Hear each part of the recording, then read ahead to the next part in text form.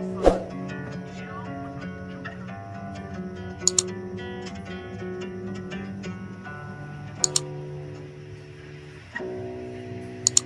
Solo atau Surakarta berdiri dua istana yang memiliki pengaruh kuat dalam kebudayaan, bahkan di masa lalu juga punya pengaruh kuat dalam militer dan politik. Kedua istana itu adalah Keraton Kasunanan Surakarta dan Pura Mangkunegaran. Lalu, bagaimana sejarah kedua istana itu dan apa perbedaannya?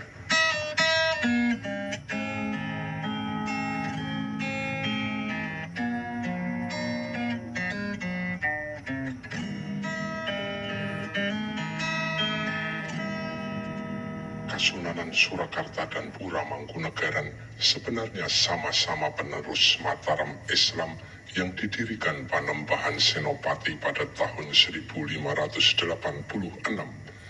Perjalanan sejarah telah membuat mereka memiliki eksistensi berbeda.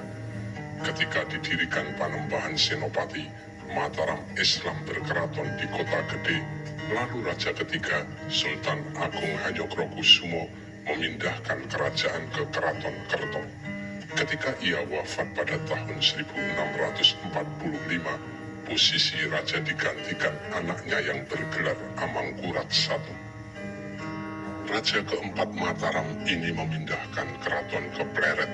Namun, pada tahun 1677, keraton Amangkurat I di Pleret diserang Raden Trunojoyo dan ia terpaksa lari ke Tegalwangi serta wafat di sana. Kerajaan Mataram kemudian dilanjutkan putranya, yakni Raden Mas Rahmat. Ia menjadi Raja Mataram dengan gelar Amangkurat II dan memindahkan kerajaan ke Keraton Kartosuro.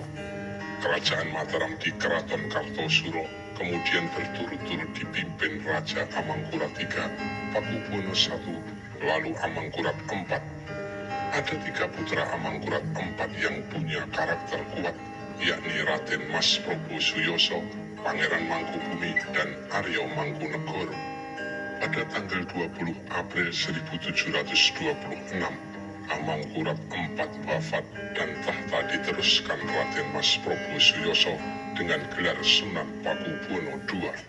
Sementara akibat intrik keraton dan didukung VOC, Aryo Mangkunegoro dibuang ke Sri Lanka, kemudian ke Afrika Selatan dan wafat di sana. Di masa Pakubuwono II inilah Keraton Kartosuro diserang cucu Amangkurat III, Mas Garendi alias Sunan Kuning pada tahun 1742. Mas Garendi dibantu Raden Mas Said, putra Aryo Mangkunegoro, yang juga kecewa kepada Mataram yang makin disetir VOC, selain juga sakit hati karena ayahnya dibuang. Mas Garendi berhasil menguasai Keraton Kartosuro, sementara Pakubuwono II terpaksa lari ke Ponorogo.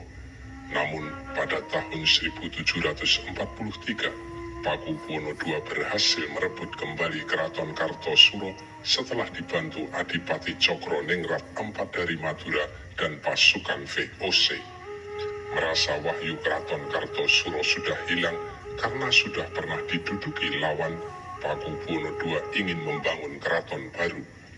Ditemukanlah lokasi di Desa Solo. Di situ dibangun keraton lebih besar dan megah yang kemudian menjadi Keraton Kasunanan Surakarta yang eksis sampai sekarang. Namun, pemerintahan Pakubuwono II mendapat gangguan dari keponakannya sendiri, yakni Raden Mas Said, yang bergerilya dan terus melakukan perlawanan. Belakangan, adik Pakubuwono II, yakni Pangeran Mangkubumi, juga keluar dari keraton dan melakukan perlawanan. Pangeran Mangkubumi dan Raden Mas Said bahkan sempat bergabung hingga membuat Keraton Mataram di Kasunanan Surakarta semakin kewalahan. Di penghujung kekuasaannya, Pakubuwono II yang khawatir akan kelangsungan keraton oleh pemberontakan Pangeran Mangkubumi dan Raden Mas Said menyerahkan kekuasaan kepada VOC pada tanggal 11 Desember 1749. Kepada perwakilan VOC, Gubernur Jawa Van Hohendorp Pakubuwono II juga menitipkan keselamatan seluruh keluarganya, termasuk putra mahkota atau Adipati Anom, yakni Raden Mas Suryati. Lalu Pakubuwono II lengser dari tahta raja.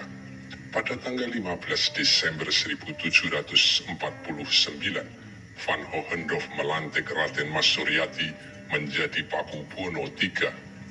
Di saat hampir bersamaan, Pangeran Mangkubumi dinobatkan pengikutnya sebagai raja dengan gelar Sampeyan Dalem Ingkang Sinuwun Kanjeng Susuhunan Pakubuwono Mataram Senopati ing Aloka Abdurrahman Sayyidin Panoto Gomo Khalifatullah.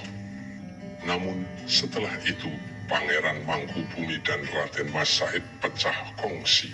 Mereka berjalan sendiri-sendiri meski tetap bergerilya melawan Kasunanan Surakarta dan VOC.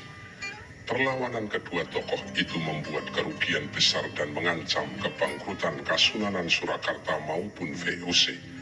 Pada tanggal 11 April 1754, Gubernur VOC di wilayah Jawa, Van Hohendorf, digantikan oleh Nicholas Harting yang bisa berbahasa Jawa dan mengerti adat istiadat Jawa. Nicholas Harting menginginkan peperangan berakhir, kemudian merancang perjanjian dengan Pangeran Mangkubumi. Rancangan itu akhirnya mengerucut menjadi Perjanjian Giyanti pada tanggal 13 Februari 1755. Perjanjian Giyanti ditandatangani Pangeran Mangkubumi, Pakubuwono III, dan Nicholas Harting. Isinya, Mataram dipecah menjadi dua. Pangeran Mangkubumi mendapat wilayah Mataram Barat.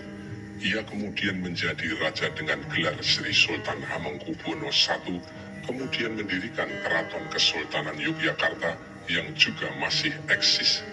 Kini Keraton Kesultanan Yogyakarta dipimpin Sri Sultan Hamengkubuwono X yang juga sebagai Gubernur Daerah Istimewa Yogyakarta. Nah, saat itulah Mataram menjadi Kasunanan Surakarta dan Kesultanan Yogyakarta.